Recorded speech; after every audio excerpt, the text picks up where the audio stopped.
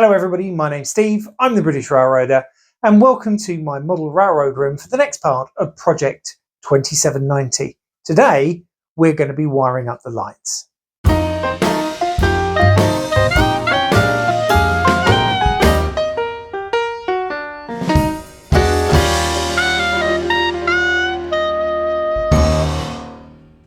So hello everybody, we've reached that stage now with Project 2790 where we're kind of almost at the end. So today what we're going to do is I'm going to wire the lights into the DCC decoder. Now, obviously I'm using a Soundtrack Tsunami 2. Different decoders will be set up in different ways. Mine's a plug and play sort of board style decoder. But the principles will be the same, even if you're wiring them to wires or to other sort of like solder points, if you're using a decoder buddy, for example. I'm also going to do some programming of the loco. I'm not going to sit here and show you how to program. Again, that's something that you kind of need to learn to do. And that sounds rather cruel, but it is true. It's one of those skills that you do need to pick up. What I would say to you is that whatever decoder type you use, download the manual. Now, what I love about Soundtrack's decoders is you've got a manual that's like that thick. I mean, I've got just part of it here. So this is the Diesel User's Guide. I've written part 2 advanced on here. So it's so thick that I can't use one Bulldog clip to clip it all together once I've printed it up. So I've split it into 2 parts, but this is the part that I use that's got all the function mapping on it, etc. These are invaluable. I do know that other decoders have their own versions, but I really don't think that anybody is as detailed as Soundtrack's is. But as you know, they are my personal favourite decoder. And again, you know, they're not paying me to say that. I'm just telling you how it is. But anyway, so we're going to move down to the workbench and we're going to wire this up and then we'll take a look at it working. Okay, here we are on the workbench, just getting ready now to wire all of the lights onto the decoder here. So I've just prepped this just literally by moving the speaker out of the way because obviously that was on top, and just clearing the wires away so that we've got access to all of the tabs. So let me just show you. Now, whenever you wire a decoder, even if you know what you're doing, with ones like this, always have the instructions. So the Tsunami decoders come with a diagram which tells you what everything is. Now, what I tend to do is, because I've got it this way up and the diagram is the other way, I will have it turned up that way so that I can't then get it wrong. So if we just look at this tab here is the V+. This is the function common. This is the headlight minus. Over this end, you've got the rear light minus and the function common on this end. And then you've got all of the function tabs here. We've already soldered onto the speaker tabs. Now, quite handily, what Soundtracks have done, and I'm just going to just zoom in a little just here, is if you look at these 2 tabs, the common function, the function common tab has got a circular soldering plate on it, and that one's got a squared off one. Okay, I think I might just keep this at this kind of magnification, since that would be handy. So I'm going to start by adding resistors. Now, I'm just going to show you how I prepare my resistors, because as you can see, I pre-bent them and whatever. And what I basically do, so here's one I haven't done, is I take one end and just curl it around a pair of tweezers so that you've got, hopefully, as you can see there, let me just focus on this, a little circular, there you go, a little circular hole. That's going to be for the wire to poke through. It just makes it easier with the soldering. Then what I do with the other end is I cut about half of it off, like so, get rid of that. And then I just tip of the pliers there and make a bend like that. That just makes it easier for putting in. Just going to trim the excess off of this end.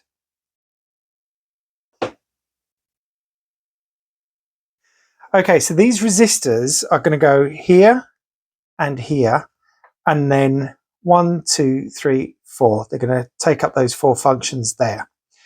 Now, I have tried putting resistors on the common positive. You can do that, and I did try it once where I had all of the lights just on one resistor, but it did cause me some problems. So I've just kind of learned from experience, if you're going to put resistors in, put one in for each lighting function. So, and what we're going to do is when the resistors are in, we want them so that they can bend over. Now, you might be thinking, oh, well, he's done that already with the little bend in there, but actually I put that in there. I'm going to solder just there. And then, in fact, no. What am I doing? Hang on a second.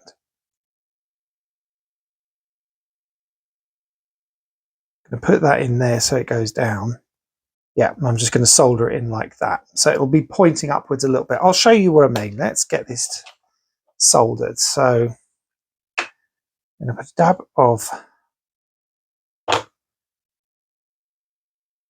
flux in there. Got my solder here. Now it's always quite difficult. You could almost do with just a third pair of hands when soldering, because everything just needs to be held somewhere. So it's just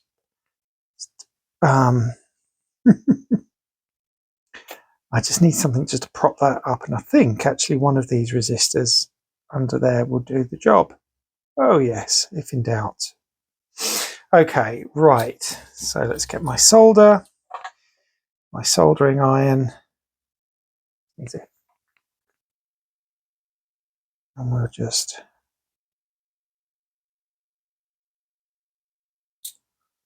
and that's gone completely wrong. No, it hasn't.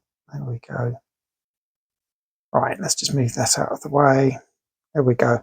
Not perhaps as neat as I would have liked it, but that's fine. So what I'm going to do, move that out of the way so it doesn't get hit by the soldering iron. I'm just going to solder the rest of those on off camera, and then we'll come back and we'll look at the wires. Okay, so I've soldered in all of the resistors. There's a lot of resistors going on, but that's just the way it is. Now, we've got a myriad of wires coming out of here, but the good thing is that all of the red wires are positive and all of the blue wires are negative. So we know for our common positives, we just have to take the red wires. Now, I've tested all of the LEDs earlier just to make sure that they're working. What I'm going to do is I'm going to solder together the 3 front positive LEDs. Just dip all that in a bit of flux. Maybe the best way to do it. So it'll stop me having to have hundreds of hands. Get a bit of solder on the tip of my soldering iron, and there we go. Oops, that's them soldered together. So that's that. And then what I can do is solder them down here. Okay, so as I said, I've soldered together the 3 front positives, and I'm going to solder that on this. I am going to shorten this a little bit. Try and always keep your rubbish out of the way. And then this is always difficult because at this side it's the wrong angle for me. That can then solder straight on there. I've tinned that pad. Means that it should work, and of course for me it's not going to. There we go. So that's that one. Then we've got to look at these 3 wires, and I've kind of tacked them in here inside the body. just with blobs of the old black tack just to keep them in place. But we want to make sure we don't want to get everything too done. So these two are the ditch lights. Now, the good thing with the ditch lights is it doesn't matter actually which function you tie them into. They just need to be on a separate function each. So I'm going to take this one. This is why we've got the loop on there. So we're just going to put the bare end of the wire through and hook it over. I'm then going to get my pliers and crimp it all together. Okay. You can then add a bit of flux.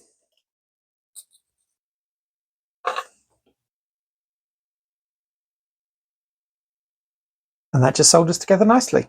So that is the front left one onto that function. So I'll put the front right onto the one next to it. And then the front headlight will go on here. So I'm going to do that off camera, and I'm going to do the back ones as well, because they will just go to the corresponding bits. Okay, so everybody is now wired in. So we've got here and here are our common positives. So these are all the front lights. This is all the rear lights. That's the rear headlight. That's the front headlight. And then here we've got the 4 ditch lights, each one soldered to their own terminal.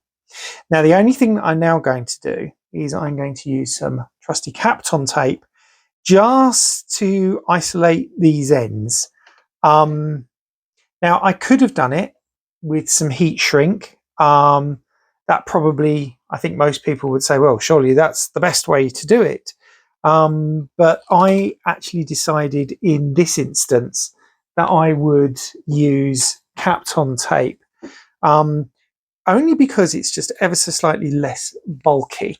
Right, so a piece of Kapton tape. And what I'm going to do is just I'm going to put this under here. So I'm not going to do each one individually, because the Kapton tape should just hold it in place. So now this is always fiddly, and it's always 10 times more fiddly when you do it on camera. But there we go. Look at that. So they're all separated. That end one's not particularly well. Need to push this down just a bit further. There we go. That's more like it. Like that, and that like that. There we go. All wrapped. They're not touching each other, but they're also now not touching anything else. I might tidy that up in a minute. So I'm also going to put some Kapton tape on the front headlight. I'm not going to bother with the rear, just simply because of where it is. I was able to let that one stick out that way because there's nothing to get in the way, whereas the front one, obviously, you've got the low hood. So the front one's was always going to have to go point inwards. Great thing about Kapton tape. There we go. That's there. Now, I'm going to have to remount the speaker, which needs to go here. And I'm going to use some Kapton tape just to put that into position. I'll trim all this up in a second. And I've got to get the body on. But that is something I'm definitely doing off camera. So we'll be back in a moment. Okay, so here we go. Body is now back on. As you can see, I fitted all of the handrails. I'd painted the end handrails yellow. One thing that I did fit, and I will just bring our photograph, was just here. I forgot to fit the cab kind of wind deflectors. So basically this model is done, apart from weathering, which will be the subject of another video. But what I'm going to do, we're going to put it up on the layout and we're going to see whether or not all my wiring has worked out properly. Okay, here we are up on the layout and the loco is on the trucks. As you can see, all of the sounds are working fine on the loco. I'm just going to mute the loco for now. So we're going to start with the headlight. So that comes on. And then, because at the moment I haven't actually programmed the decoder, which I will do shortly, so it'll do some function mapping. Let's just put on the first ditch light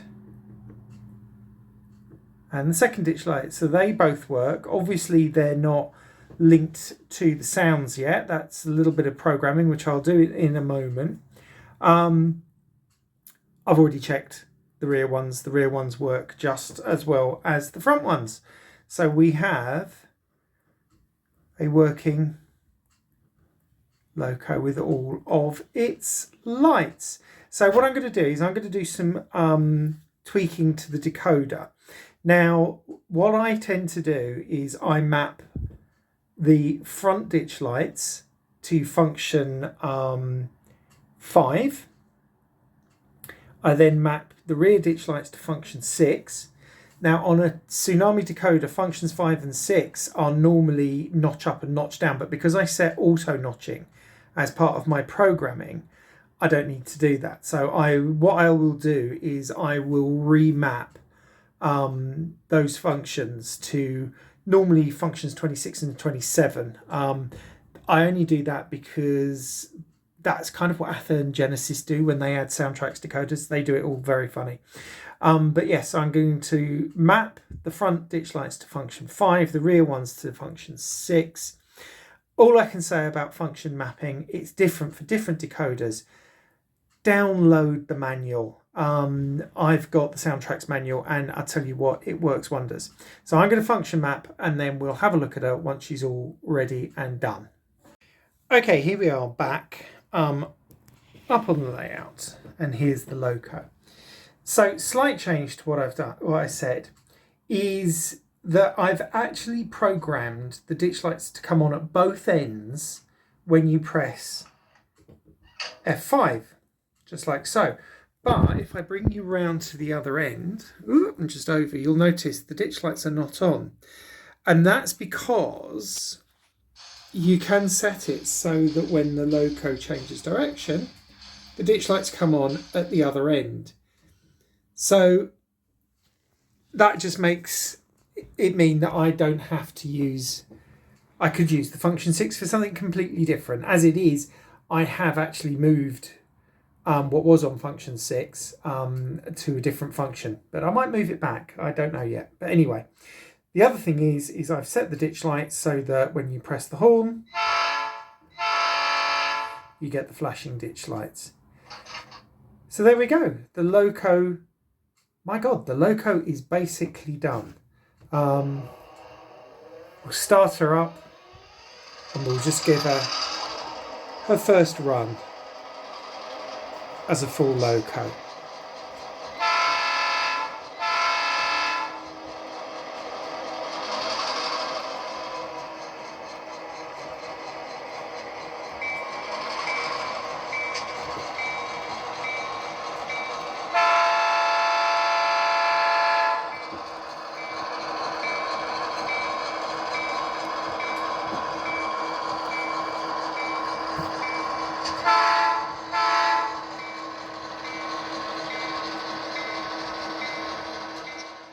Okay, that's it for this video. Really weird, we're kind of almost done. The only thing that I've got left to do with this locomotive is weathering. All of my locos get some weathering. In real life, when it was in these colours, it wasn't a particularly heavily weathered locomotive, but I'm just gathering together some pictures so that I can try and weather it as realistically as possible, which is what I try to do with most of my locos. But there will be a video about that probably not for about 3 or 4 weeks. I've kind of reached that point with the loco now that it's kind of all in place. It's kind of, in my mind, it's done, but I do need to get that weathering done on it. Anyway, if you've enjoyed this video, please give it a thumbs up. If you have any comments or questions, post them in the section below, or if you want to, you can email me at this email address that's coming up here right now. If you haven't done so already, please consider subscribing to the channel. And once you click subscribe, when the bell comes up, hit it and press all, and you will be told about all of my videos as they come out. But that's it from me. Thank you so much for watching. I will see you again next week at the NMRA British Region Convention. My name's Steve, I'm the British Railroader, and I'm saying goodbye from my model railroad room. Bye-bye.